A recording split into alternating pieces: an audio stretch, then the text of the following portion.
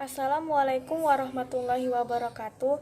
Kami dari kelompok 2 ingin mempresentasikan hasil diskusi kami tentang materi FGD yang beranggotakan saya Nur Ayu Rahmadani, teman saya Revana Wirdaningsih, Tiwi Trikasih, dan Nabila Marwah. Langsung saja masuk yang pertama tentang pengertian FGD. Fokus Group Discussion atau diskusi kelompok terarah merupakan suatu metode atau teknik dalam mengumpulkan data kualitatif, di mana sekelompok orang berdiskusi tentang fokus masalah atau topik tertentu yang dipandu oleh fasilitator atau moderator. Selanjutnya ada karakteristik FGD. Yang pertama, FGD ini diikuti idealnya 7-11 orang peserta. Yang kedua, FGD ini terdiri dari orang-orang dengan ciri-ciri yang sama atau relatif homogen yang ditentukan berdasarkan tujuan dan kebutuhan studi atau proyek yang dituju. Kesamaan ciri-ciri ini maksudnya seperti persamaan gender, tingkat pendidikan, pekerjaan, atau persamaan status lainnya.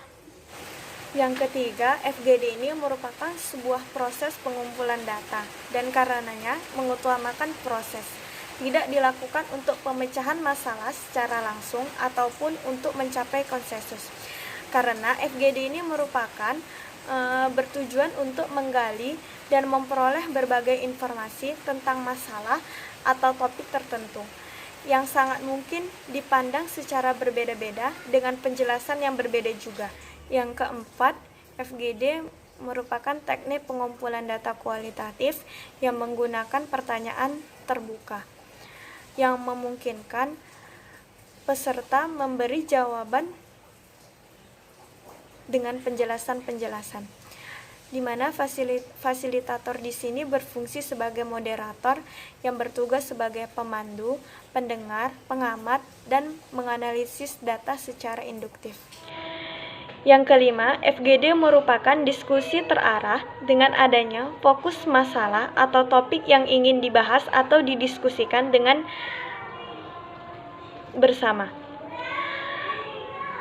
Terlebih dahulu sudah menentukan topiknya untuk pengembangan pertanyaan-pertanyaan sesuai dengan topik yang ada dan disusun secara berurut dan teratur alurnya sehingga dapat mudah dimengerti oleh peserta. Fasilitator mengarahkan diskusi peserta dengan menggunakan panduan pertanyaan. Yang keenam, FGD memerlukan waktu berkisar 60-90 menit. Jika waktu terlalu pendek, memungkinkan atau dikhawatirkan diskusi dan pembahasan masih dangkal atau informasi yang didapat belum semuanya terpenuhi. Dan apabila waktu terlalu lama, dikhawatirkan peserta yang mengikuti diskusi bosan atau sangat menyita waktu sehingga berpengaruh terhadap konsentrasi dan perhatian peserta. Yang ketujuh, FGD ini dilakukan dengan beberapa kali. Jumlahnya sesuai dengan tujuan dan kebutuhan proyek, serta pertimbangan teknik seperti ketersediaan dana dan apakah masih ada informasi yang baru yang perlu dicari. Kegiatan FGD pertama kali memakan waktu yang lebih lama dibandingkan FGD selanjutnya. Karena pada FGD pertama sebagian besar informasinya baru. Yang kedelapan, FGD sebaiknya dilaksanakan di suatu tempat atau ruangan yang netral dan disesuaikan dengan pertimbangan utama bahwa peserta dapat secara bebas dan tidak merasa takut untuk mengeluarkan pendapat-pendapatnya. Selanjutnya ada kegunaan FGD. Yang pertama, untuk merancang kuesioner survei. Hasil dari FGD ini sangat mungkin bermanfaat dalam pembuatan kuesioner survei. Mungkin ada pertanyaan-pertanyaan yang baru yang ingin ditambahkan atau dirubah yang tidak terpikirkan sebelumnya. Yang kedua itu untuk menggali informasi yang mendalam mengenai pengetahuan, sikap dan persepsi. Yang ketiga, untuk mengembangkan hipotesis penelitian. Yang keempat, FGD ini untuk mengumpulkan data kualitatif dengan studi proses-proses penjajakan, perencanaan, pelaksanaan, pemantauan, dan evaluasi pembangunan. Ini saya akan melanjutkan presentasi dari teman saya. Nah, pembahasan saya kali ini adalah persiapan fokus group discussion dalam tim. Nah, ada beberapa persiapan. Persiapan yang pertama yaitu tim fasilitator menyediakan panduan pertanyaan sesuai dengan masalah atau topik yang akan didiskusikan. Panduan pertanyaan wajib disiapkan dengan baik dan didukung dengan pemahaman teori juga konsep yang melatar belakangi diskusi ini. Persiapan yang kedua adalah tim fasilitator itu terdiri dari 2 orang atau 3 orang. Nah, yaitu terdiri dari pemandu diskusi, pencatat, dan juga pengamat.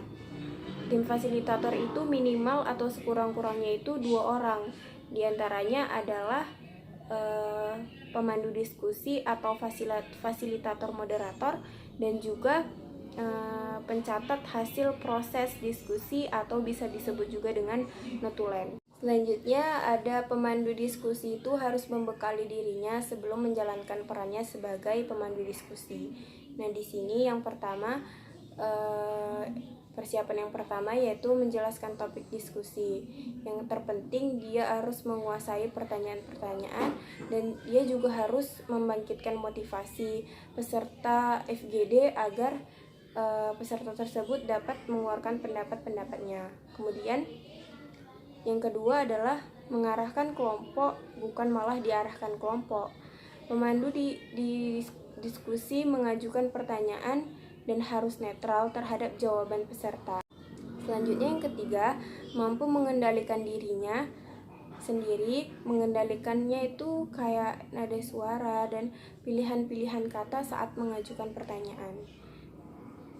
Selanjutnya yang keempat, amati peserta dan tanggap terhadap reaksi mereka.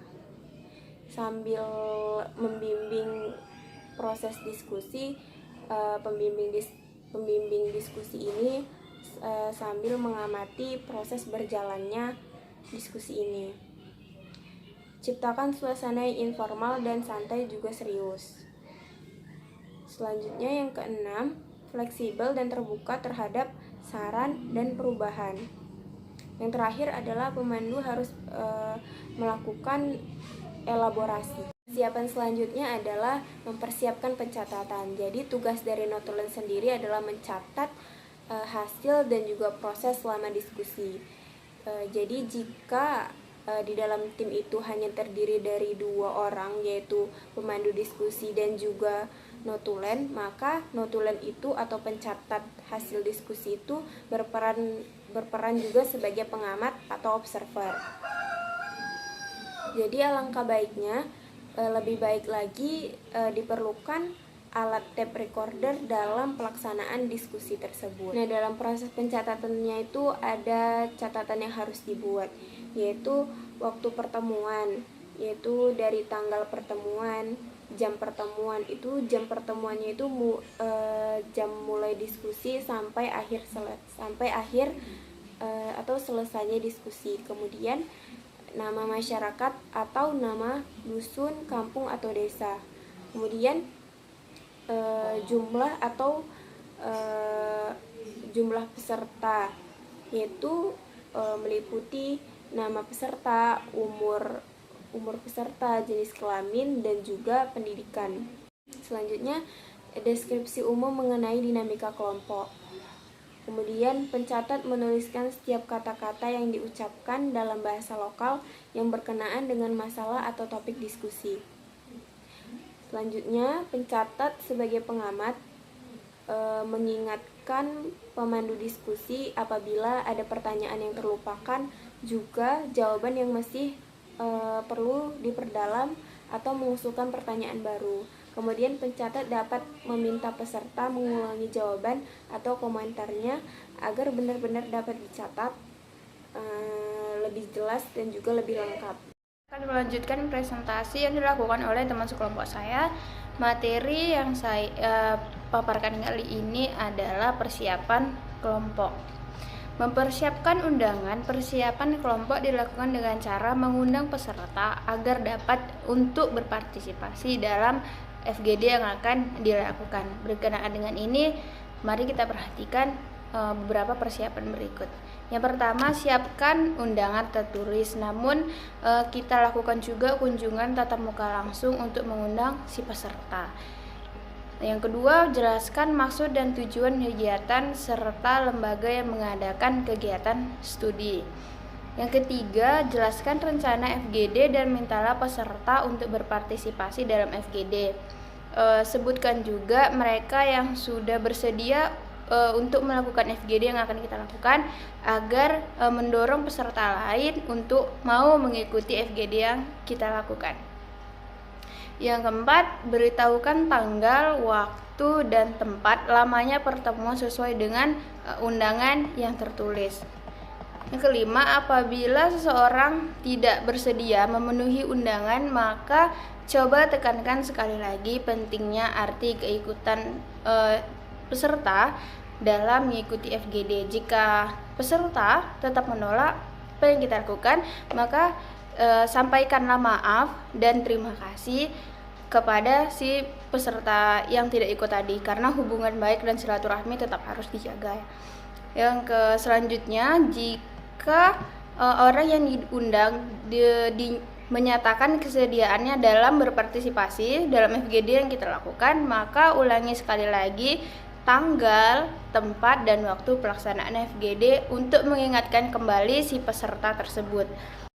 Materi selanjutnya yang akan saya sampaikan adalah pelaksanaan FGD.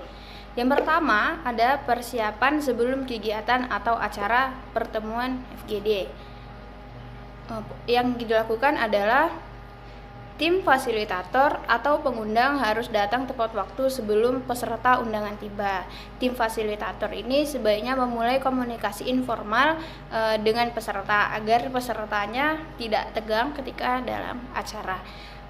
Selanjutnya, tim fasilitator harus mempersiapkan ruangan sedemikian rupa dengan tujuan agar peserta dapat berpartisipasi secara optimal dalam FGD yang kita lakukan. Terus usahakan bentuk duduknya itu secara melingkar. Terus nanti observer yang mengobservasi duduknya bisa di ujung kiri, pojok kanan, atau sebelah kirinya.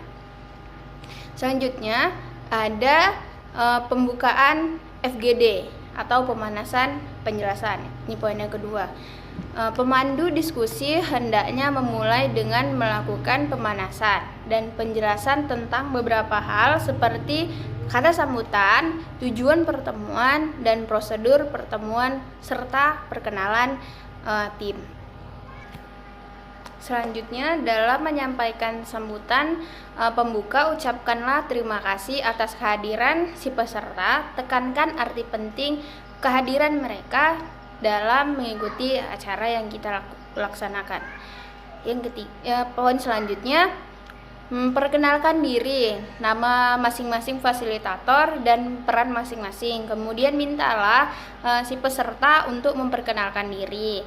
Pemandu harus cepat mengingat nama peserta pada saat memimpin diskusi.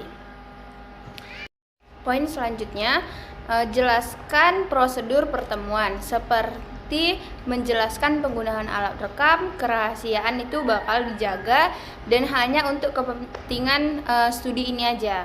Peserta tidak perlu menunggu untuk dimintai pendapat, silahkan berbicara satu persatu sehingga bisa direkam dan tata tertib lainnya untuk kelancaran pertemuan. Jadi kalau misalnya peserta ini mau menyampaikan pendapat atau lainnya dapat mengacungkan tangan. Poin selanjutnya, jelaskan bahwa pertemuan tidak ditunjukkan untuk mendengarkan memberi ceramah kepada peserta, dan tekankan bahwa fasilitator ingin belajar dari peserta. Tekankan juga bahwa pendapat dari semua peserta itu sangat penting. Diharapkan semua peserta dapat mengeluarkan pendapatnya masing-masing. Poin selanjutnya, mulailah pertemuan dengan mengajukan pertanyaan yang bersifat umum. Jadi tidak berkaitan dengan masalah atau topik diskusi. Setelah itu barulah mulai memandu pernyataan dengan menggunakan acuan panduan yang telah disediakan. Jangan lupa pemandu diskusi harus menguasai pertanyaan-pertanyaan yang mengemukakan secara sistematis tanpa selalu harus membaca secara kaku panduan pertanyaan tersebut. Ketiga atau yang terakhir yaitu penutupan FGD. Yang pertama kita lakukan adalah untuk menutup pertemuan FGD menjelang acara berakhir, jelaskan kepada peserta acara diskusi kita tentang masalah atau topik yang tadi segera akan selesai. Jika pemandu sudah memiliki beberapa kesimpulan umum yang dinilai cukup kuat, sampaikanlah secara singkat poin-poin pentingnya kepada peserta. Untuk itu, tanyakan kembali kepada masing-masing peserta apakah masih ada yang ingin disampaikan atau ditanyakan. Poin yang kedua, menjelaskan pertemuan benar-benar tertutup. Sampaikan terima kasih kepada peserta partisipasi dan nyatakan sekali lagi bahwa pendapat mereka semuanya sangat penting. Sesudah FGD selesai, tim fasilitator harus segera berkumpul untuk melengkapi hasil laporan dan proses FGD yang tadi dilakukan. Materi selanjutnya yaitu kelemahan dan kelebihan FGD ini akan dilanjutkan oleh teman saya, Revana Wirdaningsih. Saya akan melanjutkan presentasi dari teman saya, yaitu membahas kelebihan dan kekurangan FGD atau Focus Group Discussion. Kelebihannya yang pertama ada sinergisme, yaitu suatu kelompok mampu menghasilkan informasi, ide, dan pandangan yang lebih luas. Lalu yang kedua ada manfaat bola salju. Komentar yang didapat secara acak dari peserta dapat memacu reaksi berantai respons yang beragam dan sangat mungkin menghasilkan ide-ide baru. Lalu ada yang ketiga, stimulan, yaitu pengalaman diskusi kelompok sebagai sesuatu yang menyenangkan dan lebih mendorong orang untuk berpartisipasi mengeluarkan pendapat dari dirinya. Yang keempat, keamanan, yaitu individu biasanya merasa lebih aman, bebas dan leluasa mengekspresikan perasaan dan pikirannya dibandingkan kalau secara perseorangan yang mungkin ia akan merasa khawatir. Yang kelima, ada spontan, yaitu individu dalam kelompok lebih dapat diharapkan menyampaikan pendapat atau sikap secara spontan dalam merespons pertanyaan. Hal ini belum tentu mudah terjadi dalam wawancara perseorangan. Selanjutnya ada kekurangan FGD.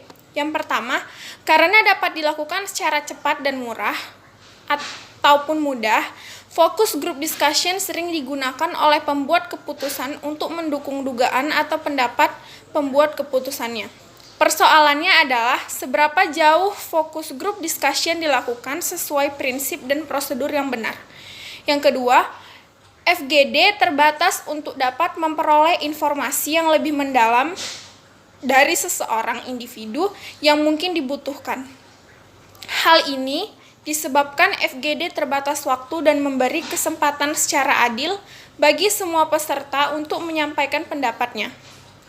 Untuk ini, FGD tidak boleh dipertentangkan dengan metode lainnya, tetapi justru harus dilihat sebagai saling melengkapi.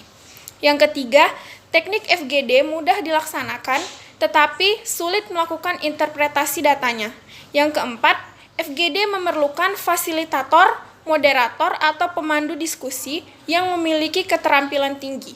Hal ini amat berpengaruh terhadap hasil. Terima kasih.